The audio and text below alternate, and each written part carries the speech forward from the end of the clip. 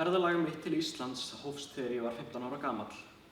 Ég hafði reynt að lifa lífi mínu öðruvísi en ég vildi og reynt að vera eins og aðrir vildu að ég væri, en ekki eins og ég er, til þess að halda mér frá hættu.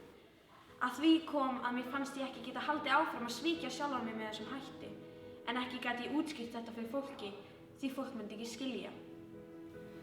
Ég fór að leita leiða til þess að komast eitthvað þangað sem ég geti lifað eðlilegu lífi sem ég sjálfur en ekki eins og aðrir vildu að ég væri. Þá fann ég Ísland. Ég sá Ísland þekkt fyrir öryggi og frelsi og þroskuð samfélagsviðhorf. Ég fór að hugsa hvernig ég geti komist þangað þar sem að landið var mjög langt í burtu. Það voru tvær leiðir. Að verja mér út vega bresks áritun til Evrópu eða fara ólöglega með aðstoð smyglara. Ég valdi að láta reyna á vegabréfa áritunina því smygglaraleiðin er mjög áhættusöm. En það að fá vegabréfsáritun var heldur ekki auðvelt fyrir strák sem bjó á götunni. Ég hefði þurft samþykki föður míns og ekki gat ég fengið það, því ég vissi að ef ég gerði svo mikið sem tilraun til þess að útskýra þessa ósk mína fyrir honum, myndi hann berja mig til dauða.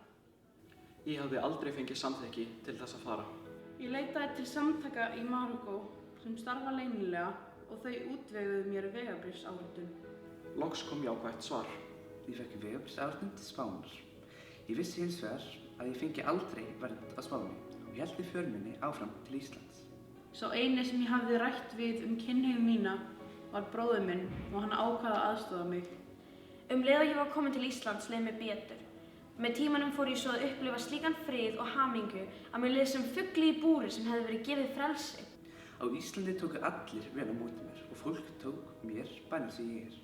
Hér get ég verið ég sjálfur.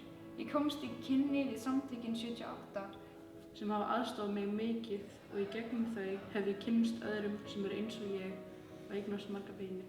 Síðan ég kom til Íslands hefur líðan mín batnað til muna og þær góðu móttökur sem ég hef fengið hér hafa hjálpað mér að gleyma því sem á undan hefur gengið í lífinu, sem er ekkert annað en martröð. Ég óska þess heitt að fá að dvelja hér áfram og vil þakka öllum sem hafa ljáð mér eyra og hlusta á sögu mína.